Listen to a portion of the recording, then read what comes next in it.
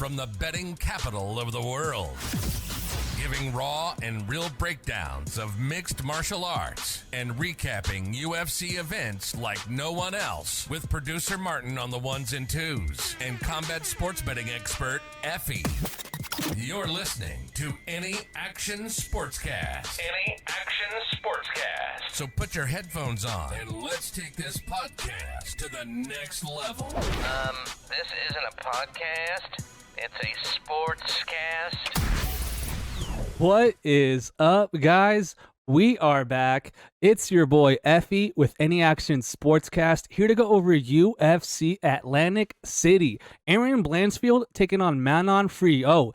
Should be a banger of a card. We finally are out of the Apex. We're in front of fans, and I love it, man. I love getting out of the Apex. The crowd should be electric. A lot of hometown fighters on this card, and I'll be honest, guys, a lot of close fights that I can see going either way, so we got to be careful. You know, we're coming off a winning week finally, where we got a sweep, man. Our bets went 3-0, hit 2 parlays, hit a straight moneyline bet on Mick Parkin. Yeah, man, we collected 3.58 units last week with our picks going 11-2. So that's 2 winning weeks in a row for us, trying to build a little bit of momentum here on the channel. And we're trying to get out of this hole, man. So we got to be careful with our bets, with our picks on this card, of course, as always. And so, yeah, man, let's get right into the fights. In the very first fight of the night, we have a men's bantamweight fight between Angel Pacheco and Colin Lofgren. Pacheco comes in with a 7-2 record, currently plus 270 on the money line, while Lofgren, the Irishman, comes in with an 8-1 record, currently sitting as a minus 345 favorite. And right away, guys, I got to say, whoa, my goodness, that line is crazy to me. Yes, do I think Lofgren's going to win this fight? Of course. I think he's going to win this fight. I actually think that he has a very good chance of submitting Pacheco in this fight. But, bro, minus 345, I got to disagree with that. I definitely got to disagree with that line. It's funny, man. Both these guys are actually looking for their first win inside the UFC. Both guys are actually coming off a loss as well. But Pacheco's actually moving down in weight from 145 to 135 here at bantamweight. He fought, on Dana White Contender Series against Danny Silva, who we just saw last week. Yeah, he lost. I'll give him that. But, man, he showed well for himself. He was definitely a junkyard dog, man. This guy's going forward. He reminds me of Tony Ferguson, just no striking defense. Definitely has a chin on him. But, bro, he's just going forward all fight, eating shots. There's no other way to put it, man. And before the Dana White Contender Series, man, I really worried that his strength of schedule was just not there, man. Yes, he's looking good in fights. Yes, he's, looking pretty well-rounded, honestly. But I worry that he's just fighting straight bumps. On the other side, we have Colin Lofgren, who's coming off a loss to Taylor Lapilus, where we did bet against Lofgren, and we cashed that bet. But Taylor Lapilus is miles ahead of Angel Pacheco. Do I think that Colin Lofgren will knock out Pacheco? No. Do I think that he can take him down and submit him? Yes. I think that a lot of this fight will be looking like Lofgren going forward, putting Pacheco on the warning track, having him circle, and from there, I think Lofgren's going to grab him, man. I think he puts him down on the mat pretty much at will in this fight. And I think that he's going to be able to pass his guard and get to an advantageous position. And from there, really do work, man. I actually am looking at a Colin Lofgren submission prop here. But because, bro, minus 345, no way. I need you to finish the guy. There's no way I can bet on a minus 345 fight where I think there's a chance that it goes to decision. Pacheco has proven to be durable, especially on the feet, guys. He could definitely take a punch. But, man, I think Lofgren is getting a bounce-back fight here for sure. Going down a weight class is definitely worrisome for me, for Pacheco in this fight. But like I said, guys, I just see Lofgren, going forward, putting this guy on the warning track, having him circle, and from there, grabbing him and body locking him and either tripping him or just dragging him down to the ground. So I think Lofgren has a lot of decision upside in this fight. But like I said, I think that he has a lot of submission upside in this fight. So give me Lofgren to win this fight via submission in round 2. And up next, man, the type of fight I love to see, man, a fight between 2 pure grapplers. We have Andrei Petroski taking on Jacob Malkoun. The Russian simp Petroski comes in with a 10-2 record, currently plus 170 on the money line, while Jacob Malkoun comes in with a 7-3 record, currently minus 210 on the money line. And again, guys, it's funny, when I was preparing for this fight, I expected this fight to be closely lined. When I open this and I see the odds, I'm like, whoa, what is going on? Minus 210 for Jacob Malkoun. That seems to be a lot, especially with the way this fight should play out, man. Both are elite grapplers. But the one thing I gotta say is Andrei Petroski, he's faded in fights, man. This guy definitely gets tired as the fight goes on. He's gonna look like $1 million in that first round, other than his last fight where he got sparked super early against Pereira. But, man, very competent grapplers. I am super excited to see the sequences on the mat here because it's going to be high level, guys. Petroski has really good jiu-jitsu, very good wrestling. I think Malkoun has a better pure wrestling, better ability, to get the fight to the mat. In the open mat, if it turns to a 15-minute striking fight, I am taking Malkoun, man. Petrosky has, like I said, man, he gets tired. His hands get low. His speed on the shots gets way slower. If he's not taking you out and submitting you early, he's just going to hope to ride you out and win a decision that way. Whereas Malkoun, that's exactly what he does as well. It's just one of those things where Petrosky, like I said, should look good early in this fight. If he can take down Malkoun and get on top here, he's probably going to hold position because, like I said, man, he's pretty good, whether it be from bottom or on top. But, man, I just can't get behind a guy that's proven to get tired. And a fight where I think there's going to be a lot of grappling exchanges, that gets you tired, guys. Like, that gets you tapped pretty quickly. And I just think Malkoun has, the ability to get this fight down whenever he wants. It sucks that he's coming off a DQ loss against Cody Brundage. Really, he should be 8-2. But, man, minus 210, man, that's... I gotta disagree again. I think that line is wide, but I'm going with Malkoun to win this fight. I am going with him to actually win this fight via decision because I think Petrosky will show good submission defense here in this fight. But I'm high on both these guys grappling, so a super interesting fight. I'm super happy they booked this. Petrosky is a hometown guy. He's gonna have the crowd on his side, while Malkoun has to fly all the way from Australia for this fight. I hate getting behind guys that have to travel like that. That jet lag is serious. Man, I'm going with Jacob Malkoun just for the pure fact that I think that he has more likelihood of getting the fight down on his terms. So give me Malkoun to win that fight via. And up next, we have a women's flyweight fight between Melissa Gatto and Victoria Dudikova. Melissa Gatto comes in with an 8-2-2 record, currently minus 160 on the money line, while Victoria Dudikova comes in with an 8-0 record, currently plus 135 on the money line. So I want to start with Victoria Dudikova. First of all, let me get it out the way. Like, I think she's good. I think she's a good fighter. I think she's well-rounded, very good wrestling, obviously, and she's good. Don't get me wrong, she's a good young fighter, right?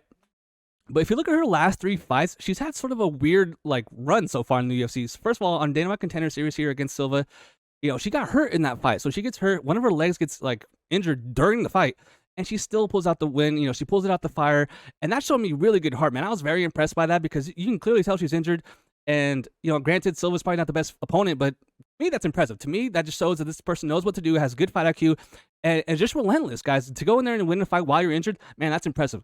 Turns around and goes and fights Estela Nunez, where, man, that's one of my worst fears. Estela Nunez gets taken down, goes to post, to defend, and boom, her arm snaps. Instant L, she loses. Instant victory for, Dudikova, and kind of a weird result. We didn't really see the fight play out that much, and yeah, it sucks for Nunez, and it's good for Victoria, but like I said, we didn't really learn that much. So, she gets the win. TKO, fighter can't continue, arms freaking broken. It sucks.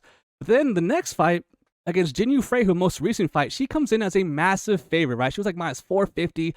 Everyone thought Jinyu Frey, who's 80,000 years old, was going to get ran over, taken down, controlled, mauled, all that stuff, right? Sure enough, it was a close fight that goes all 3 rounds. And in that second fight, she got taken down. Victoria, the fighter that I thought was going to be the one, getting the takedowns, she got taken down and put on her back and kept there. So that was not a good look. I'm thinking, what's going on? How did this happen? I'm very low on Jinyu Frey. I'm pretty sure she's cut by now. And sure enough, post-fight, she comes out and says that she had staph infection before the fight, during fight week, and she was on antibiotics all week. And it makes sense, guys. If you watch that, especially with what you expected to see, and then what you actually see, you're kind of sitting there what is going on? How did this happen? Like I said, very low on Jinyu Frey. And sure enough, like I said, she has staph. So in 2 out of her last 3 fights, she was injured during one, still wins. She has staph in another fight, still wins. And then another fight, the other fighter got injured. So it's kind of a weird, where is she really, right? Whereas on the other side, Melissa Gatto, she's coming off with 2 straight losses, but what really impressed me was her ability to take Tracy Cortez down. Tracy Cortez is a very good wrestler, one of the best women wrestlers in the UFC, and that was a close fight as well. And lost, obviously. And against Ariana Lipski, to me, yeah, that was a close fight as well, lost a split decision, but Lipski was putting her on her back foot, really marking her up, and like I said, to me, that was more of Lipski looking good, more so than Gatto looking bad. Lipski, in my opinion, stepped up, and she's been looking good, in general in her recent fights, where I thought Gatto was going to win that fight. But, man, a close fight where her striking looked good, man. I like the striking from Gatto more here in this fight. I like her ability to win minutes on the feet way more in this fight. If she does get taken down, for sure, Victoria should be able to control her. But, bro, the fact that Melissa Gatto was so comfortable off her back against Tracy makes me feel like she has this false confidence in her BJJ. She's been training with these Mexicans. I forget who's the head coach, but I know their jiu-jitsu coach is Diego Lopez, who he's a stud. So I'm sure her BJJ is going to be improving. But that worries me because I don't want to have too much confidence off her back because, yes, it's women's MMA, and the triangles from bottom, the arm bars from bottom are a little bit more likely than the men's. But, man, I just hate that. I hate when someone's okay and content winning, staying on their back. And that's just the worst. So I'm going with Gotta win this fight. I think that she wins the minutes on the feet in this fight. I think that she wins a decision here in this fight. But like I said, Victoria is good. Don't get me wrong. She's a good fighter at plus 135, an undefeated prospect. It's not the worst look, but it's just so weird because like I can't get a really good feel for like where she is. I'm sure she's improving since that Dana White Contender Series fight, but it's just weird outcomes for her. So I'm gonna stay away. I think that Gotta wins this fight. I think she wins via decision, and I think she's gonna look better on the feet. Up next, we have a rematch. We have Ebo taking on Anton Turkalj. Ebo comes in with a 12-1 record, currently minus 125 on the money line. While Anton, the Pleasure Man, Turkalj comes in with a 8-3 record, currently plus 105 on the money line. And like I said, this is a rematch where the underdog, actually, Anton, won the fight. He actually finished Ebo in that fight. But if you go watch that fight, Ebo's only professional loss. Ebo was whooping on Turkalj, and one of those rare cases where, I mean, not so rare, but a fighter got tired from whooping on the other dude, man. It was so crazy. He was destroying Anton in that fight. He clearly wins the first round. Comes out the second round and just looks so tired, looks so dead. And then eventually Anton's able to get this guy down and submit him from there. But I don't think it's going to happen this time. I think Anton's going to lose his 4th straight fight in the UFC and then get cut in the UFC. I'll give him this, man. Anton Turkalj is definitely losing to high-level opponents in the UFC. I'll give him that. Man, I'm just not impressed with him. He's pretty mid everywhere. No disrespect at all to the Pleasure Man. He's a pretty entertaining fighter, but I just don't think that he's cut out to make it in the UFC. I think that Ebo is gonna get his revenge here. I think he's gonna get that back, get that L back from Anton, and actually finish Anton in this fight. I'm going with Ebo to win via knockout in that very first round. He's a very powerful striker, those heavy strikes. But this is more of a fade on Anton. I'll be honest, guys. This is more of a fade pick on Anton. I'm just not that high on this guy. Yeah, man, I think he goes in there and loses his 4th straight fight in the UFC and gets cut. And up next, don't bet on that last fight, by the way. And in this one, don't bet on this fight either. We have Connor Matthews taking on Dennis Bazooka. Connor Matthews comes in making his UFC debut with a 7-1 record, currently plus 105 on the money line. He's fighting Dennis Bazooka, who comes in with a 11-4 record, currently minus 125 on the money line. Big age gap in this fight where we have a 31-year-old making their debut with Connor Matthews against a 26-year-old with UFC experience in Dennis Bazooka. But man, I am low on Dennis Bazooka. I've picked and bet against him in his 2 UFC fights so far. And man, I'm just not impressed with this guy. If you go watch his fight before the UFC, he's fighting a 6'4" fighter, and his IQ is just so low, man. He's throwing flying knees, jumping knees, ending up on bottom, getting up and doing it again. It was the most bizarre thing to watch. He goes in there against Sean Whitson and loses every single round, 3-0, gets shut out, loses every single round on every judge's scorecard. Got worked. Like he got just pieced apart for the whole round, whole 3 fights, or 3 rounds, I should say. Turns around, comes back against Jamal Emmers and gets finished right away. So, I'm just not rushing to the window at all to bet on Dennis Bazooka. On the other side, Connor Matthews, to me, is just not that good, man. I don't want to be disrespectful. I know the guy's been in the Air Force, respect all the troops and all that, but I just don't think he's that good. I don't know in one single area that he was going to have an advantage over Dennis Bazooka in this fight. 31 years old, making his debut. I don't think the UFC expects much out of him. Give me Dennis Bazooka to win this fight. I think he goes to the decision, but like I said at the beginning, do not bet on this fight. For me, my pick is Dennis, but man, there's just no way I could bet on this fight. No way am I putting my money on that fight. Give me Dennis Bazooka to win via decision. And up next, we have a crazy money line. We have Julio Arce taking on Herbert Burns. Arce comes in with an 18-6 record, currently minus 455 on the money line. He's fighting Herbert Burns, who comes in with an 11-4 record, currently plus 350 on the money line. Now, guys, both these guys are not that good. I don't want to be disrespectful. I don't want to talk crap. Man, I was not impressed by both these guys. First of all, Herbert Burns is a quitter, man. This dude straight up quit in his last fight. He was begging his brother Gilbert Burns to not fight, whereas Gilbert Burns was yelling at him, dude, you got to go fight. You got to get back in there. Like, what are you doing? And this dude, I don't know if it was like an adrenaline dump or like a cardio issue, but man, Herbert Burns has shown that after that first round, he's going to go all out in that first round, and that second and third round, he just won't be there. Straight up, he won't be there. And that's worrisome, man, because he has good jiu-jitsu, good striking, actually. I like his kicks. He has a very clean, quick high head kick. He's actually pretty big for the division. He's going to be 2 inches taller here with a 4-inch reach advantage over Arce. But I just can't get behind a guy that has 6 minutes of cardio and then will straight up quit during the fight. Like, that's just not my style. I'm not going to bet on that guy. Anything, if you're betting on Burns, bet him to win inside the distance, because there's no shot he's going to win a 3-round fight unless he's on steroids, because this is like pretty obvious, guys. Like, he's gonna go out there, try to go balls to the wall in that very first round, and then if he doesn't get it, he's gonna get worked. So if you're Arce, you clearly know that, right? You definitely can't go on the ground with this guy because Herbert Burns has very good jiu-jitsu, right? You obviously know who his brother is, Gilbert Burns. Obviously getting good training with good training partners, and he has shown he's very slick, very quick on the bottom, and he can pass, man. He can sweep you, he can reverse positions. He's dangerous on the ground, my God. And that's probably his, the area he wants to be in the most. Whereas Arce just obviously knows that he's definitely going to have to keep this fight on the feet. And in that first round, I think that Herbert Burns is going to be going forward, pressing like crazy, going all out, and then he's going to whisper into Julio and be like, bro, I'm done. Like, please finish me. And I think that's what's going to happen. So give me Julio Arce to win this fight in the second round, but at minus 455, almost minus 500, no shot. Like, no shot. You'll just see me like pass every single time when someone has a minus 455 money line next to their name. It's not even worth going, for a method of victory or a prop or anything like that because, man, what are we doing? Like, what are we doing? Julio Arce is 34 years old at 145. Both these guys are old as hell for 145ers. If you want to bet on this fight, bet that it's not going to go the distance, but I bet you that line is probably like minus 300. So, yeah, I don't expect the judges to be involved in this fight. Give me Arce inside the distance. I'm going to go with a knockout. Oh, man, and this fight I am super excited for, especially because it involves two very high-level grapplers. We have Verna Jandiroba taking on Lupita Godinez. Jandiroba comes in with a 19-3 record, currently plus 165 on the money line. And Lupita Godinez comes in with a 12-3 record, currently minus 200 on the money line. Yeah, 5-year age gap here going for Lupita. She is 30 years old in her prime, while Verna is 35 and sort of aging at this point. One thing I will say, man, Verna wears those knee pads on her knees when she fights, and I hate, seeing that. I hate betting on fighters that would wear that. But this should be a pretty relatively good fight, man. The reason I said I'm excited for this fight is because when it does eventually get to the mat, if it does get to there, I expect the urgency from whoever gets taken down to be so high. I feel like both these fighters do not want to end up on bottom, man. They're slick, top grapplers here. Jandiroba probably has a better jiu-jitsu, while Lupita has a better wrestling, better ability to get the fight down. But once it's down, man, Verna is going to be active, man. Verna's going to be very active, looking for subs at all times, looking for sweeps. She's definitely not going to accept bottom. While Lupita, same thing. If she gets taken down, she's going to be trying to get up, get to a hip and post or do something because, man, you cannot stay for long on bottom against Verna Jandiroba. She will snatch up your back and snatch up your head and arm or do something and choke you out, man. She has very good submission, offense here. On the feet, definitely I'm going with Lupita Godinez to have the better, cleaner striking. I just think that her boxing's better. I think that she's quicker to the punch. I think that she lands a little bit firmer too. And she should be able to mark up Verna Jandiroba. I was actually at Lupita Godinez's last fight against, 2 fights ago against Elise Reed, where she absolutely, that was insane. Like, she worked Elise Reed. Don't get me wrong, Elise Reed's not the best fighter, at all. But she beat her like she owed her money, man. That was insane. That was awesome.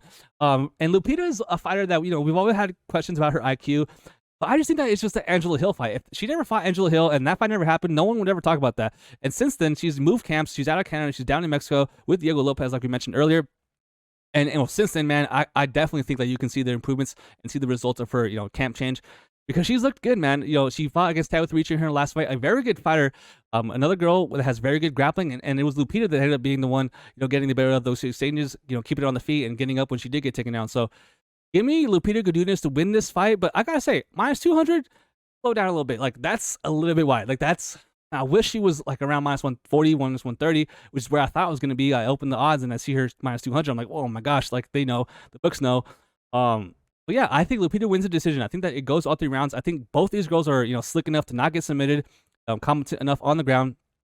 And yeah, man, I think it goes all 3 rounds. I think Lupita, wins the control on the mat if it does get there. And if it stays on the feet, I'm way more confident that Lupita will be able to win the minutes, throughout the volume and win from there. So give me Lupita Godinez to win a decision. Up next, we have a straight up banger, man. I'm so happy this fight's happening in front of fans. We have Nate the Train Landwire taking on Jamal Pretty Boy Emmers. Nate the Train comes in with a 17-5 record, currently plus 170 on the money line. Jamal Emmers comes in with a 20-7 record, currently minus 205 on the money line, 2-1 favorite. And yeah, man, I thought I was gonna be all over Jamal Emmers. I thought I was gonna be betting on this fight on Jamal Emmers. I look more into it, and I don't think that Nate Landwehr, has no chance in this fight. He's just going to get dominated. I don't think that's going to happen. But there are reasons to fade Nate Landwehr in this fight for sure.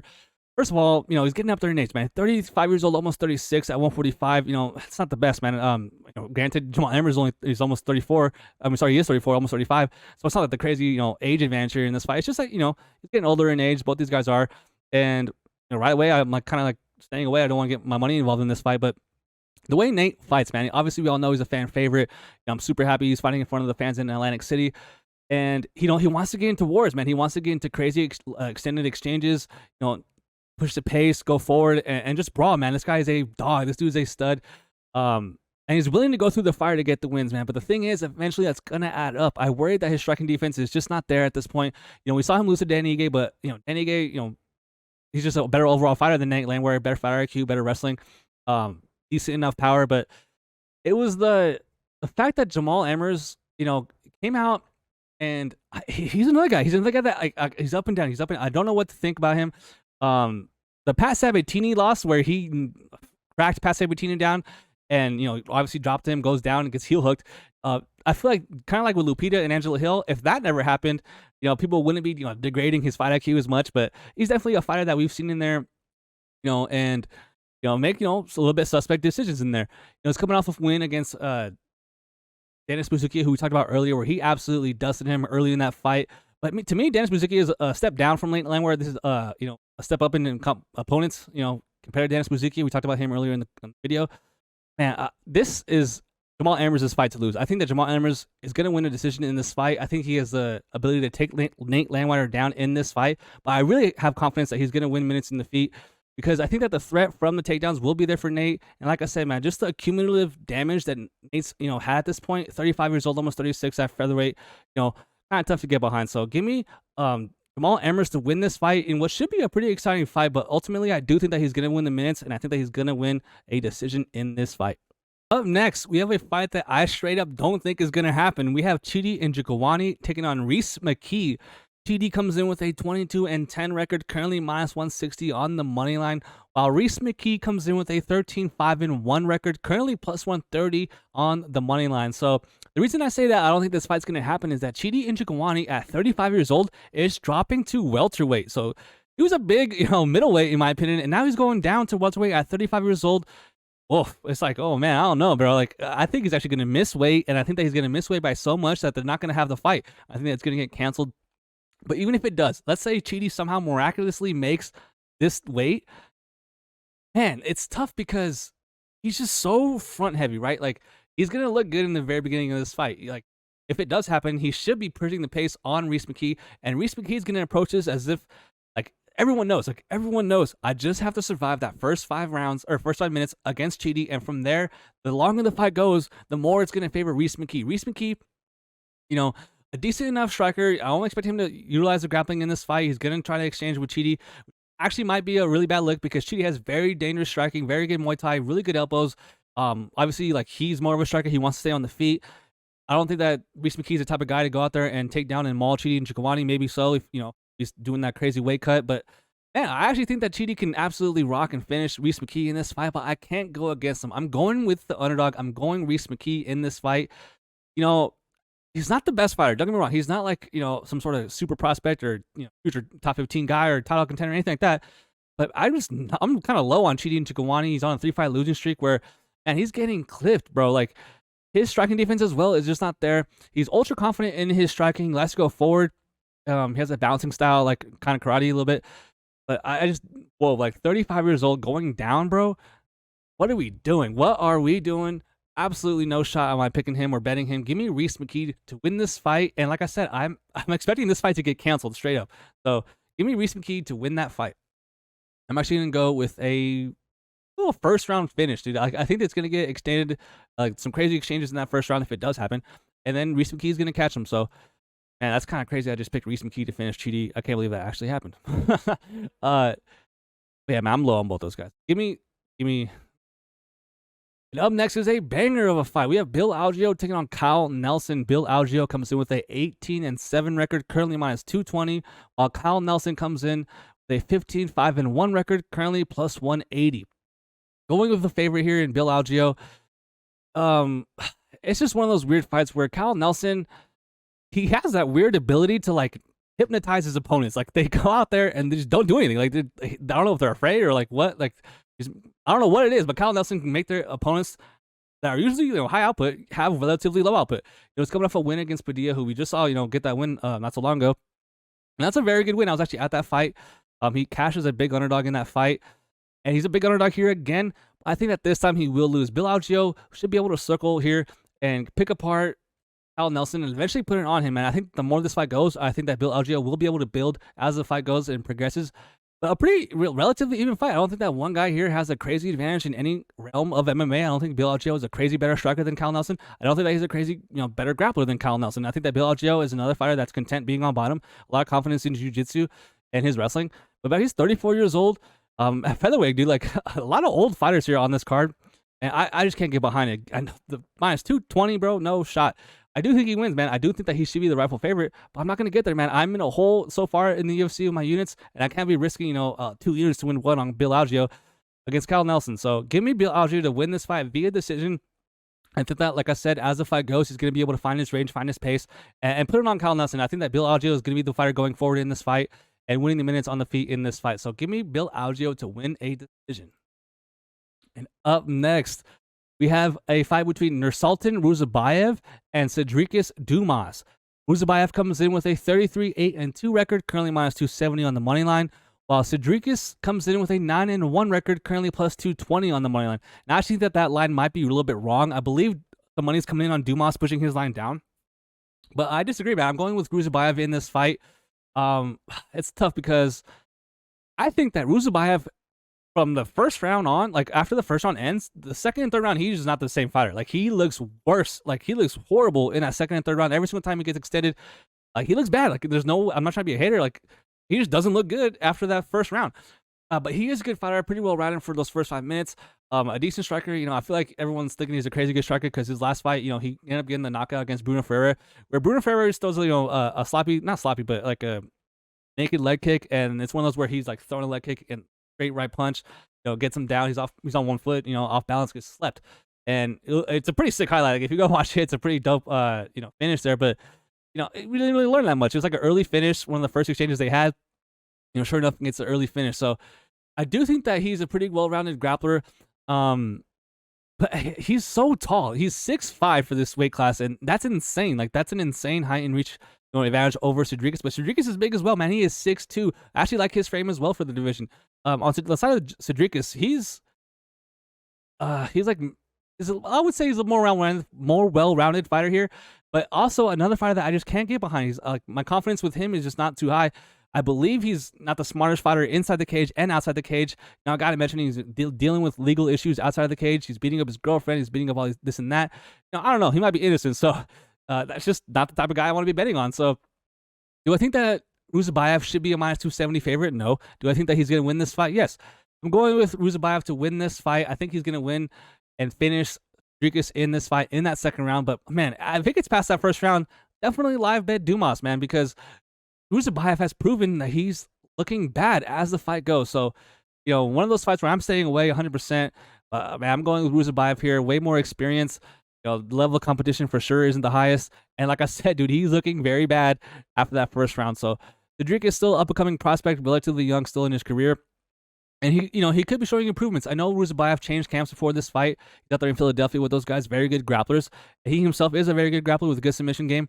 And I think that that's his most likely path to victory. I think that he submits Cedrikus in that second round. It's just that his cardio is so bad that it worries me, man. So if you're laying minus 270, minus 250 on Ruzabayev, good luck, but it's not going to be me. Up next, we have a fight that I have no idea why it's happening. We have Bruno Silva taking on Chris Weidman. Bruno Silva comes in with a 23-10 record, currently minus 280 on the money line. On the other side, we have Chris Weidman, who comes in with a 15-7 record, currently plus 225 on the money line. So straight up, Chris Weidman's almost 40 years old, and he shouldn't be fighting, man. So he's coming off a fight against Brad Tavares, where credit Brad Tavares, man. This is the type of stuff I like to see. Chris Weidman obviously had that crazy, nasty injury, the Anderson Silva style injury, which is crazy because Anderson Silva got hurt kicking him, and then he ended up getting that same injury later on in his career. And he had this crazy long layoff. I thought he was going to retire, but obviously he didn't retire, make that his moment of retirement. He wanted to come back. And I thought the Brad Tavares fight was going to be a retirement fight, but sure enough, he loses that fight as well, and comes back and he's still fighting. But what I liked from Brad Tavares in that fight was Brad Tavares was like, all right, straight up, you just had your ankle snapped. I'm going after your legs. I'm kicking the crap out of your legs. Kicked one of them, made him immobile. He had to go switch stance, kicked that one too. Chris Weidman was getting his leg chewed up for sure against that last fight against Tavares. And that's what I like to see. If I'm betting against this guy, I want Bruno Silva to just slam that leg of Chris Weidman. But Bruno Silva, very dangerous striker. Heavy hands, man. This guy has 20 knockouts and very good kicks as well. His bottom game is not the best. I'll give him that. That's what makes it interesting because Chris Weidman for sure is going to want to wrestle in this fight. It's funny hearing him say, during media day, he's never felt better and like he's feeling great. His legs have felt, more improved than they ever have. Blah blah blah. He's on these crazy supplements, which I thought was a funny comment to make. But man, I think Chris Weidman should not be fighting, man. I think that he should hang him up. He does have a grappling edge in this fight, which is actually kind of crazy to say. But I don't know if he's going to be able to close distance and grab Bruno Silva because I think Bruno Silva is going to dust Chris Weidman on the feet. Give me Bruno Silva to knock out Chris Weidman, and send this guy into retirement. Up next, the co-main event, we have Vicente Luque taking on Joaquin Buckley. Luque comes in with a 22-9-1 record, currently minus 115 on the money line, while Joaquin Buckley comes in with a 17-6 record, currently minus 105 on the money line. So a lot of money has actually been coming in on Buckley throughout the week, pushing this line down. I wouldn't be shocked to see it flip before the fight starts. I'm going with Vicente Luque, man. I'm going with the more proven guy, more experience here in this fight. I feel like a lot of people are really low on Luque ever since the news came out that he had a brain hemorrhage. Obviously, how could you be confident in this guy when your brain's bleeding, man? That's super serious stuff. You never want to see that. I hope he's all right. And Joaquin Buckley is a powerful striker, right? So that's pretty much all he has. He's very low output, low cardio, and he's a heavy, heavy thrower. This guy has crazy power. We also had that crazy, spinning kick against Impa Kasaganai, all those fights ago. But man, I think Vicente Luque is gonna, really work the body here and piece up Joaquin Buckley. I think that the longer this fight goes, it's gonna be in the favor of Vicente Luque. I don't expect Joaquin Buckley to, initiate any grappling in this fight. We saw Vicente Luque, do that against RDA in his last fight, but RDA's physical frame and his, strength is just completely different than Joaquin Buckley. Joaquin Buckley's fought at 185, 170, and this one will be at 170. Probably his more natural weight class. He's got to keep that weight down, but I wouldn't be shocked to see Joaquin Buckley look good here and make a statement performance, one of those old guard to new guard type fights, but I don't think it happens, man. I think Vicente Luque wins this fight. I think he wins a decision in this fight. I think he has a grappling edge in this fight, and on the feet, I think it's close. So give me Vicente Luque, man. I know a lot of people aren't, confident in him and they're trying to fade him in this fight, but not me, man. Give me Vicente Luque to win this fight via decision. Now it's time for the main event, guys. Should be a banger of a fight. We have Erin Blanchfield taking on Manon Fiorot. Erin Blanchfield comes in with a 12-1 record, currently minus 200 on the money line, while Manon Fiorot comes in with an 11-1 record, currently plus 165 on the money line. So a huge, huge age gap, as you can see on the screen right there. Erin Blanchfield, 24 years old, while Manon Fiorot comes in at 34 years old. Kind of a tough look to get behind Manon Fiorot, but that's what I'm going to do, guys. I am picking the underdog in this fight. Now listen, Erin Blanchfield's like Sugar Sean O'Malley to me. It's not that I don't like her, and it's not like I'm rooting for her to lose, but I somehow always end up picking against her. Obviously, it's not going so good if she's 12-1, right? Well, I had Maverick against her. I didn't bet it. Or actually, I think I did. I had Maverick against her. I had her against Santos, actually, so I picked her on that one. But I actually had Andrade against her, Jessica Andrade against her. And obviously, she worked Jessica really bad in that fight. Jessica was on short notice. So, but man, Erin Blanchfield, we all know, great grappler, right? She's a beast on the mat. When she gets you down, man, she's going to keep you there and really pass you and dominate you, man. She is a beast on the mat, and she's super young, right? So she's like this crazy young prospect, ascending toward the belt, Man, Manon Fiorot is definitely going to be the best fighter she's ever fought. And Manon Fiorot, classic striker versus grappler fight in this fight with Manon Fiorot being the striker. But it's weird, man. If you watch her fight, she doesn't have the best boxing. She doesn't have the best hands. She's actually more of a counterpuncher with her hands. She's looking to, pull counter a lot, but she has very good kicks, a very good variety in kicks, very good body kicks, side kicks to the body. That actually does worry me here because the amount of kicks she should throw in, her game plan here, it's just weird because if one of them gets caught, she's going to get put down. She's going to get put down and kept there. I don't think that Manon Fiorot is going to get up if she does get taken down from Erin Blanchfield, and I do expect Erin Blanchfield to take down Manon Fiorot multiple times in this fight. I know she went 0 for 14 in her takedowns, Blanchfield that is, against Talia Santos, and that's not the greatest look, definitely, but it just sucks because it's one of those fights where it feels like one takedown can win the round for Erin Blanchfield. If she gets the fight down early in that fight, or in the round, I should say, it kind of seems like she's going to win the round. But man, on the feet, I actually think it's kind of night and day. I think Manon Fiorot is clearly going to be the better striker here in this fight. But like I said, like with O'Malley, every time I doubt them and bet against them, they come out looking like $1 million. So I'm definitely going to get this pick wrong. I'm picking Manon Fiorot to win this fight. I'm going with the underdog because I think that's a relatively close fight. Minus 200 line here, I just think it's wrong. I think that it should be closer to minus 130, minus 110 for Erin Blanchfield.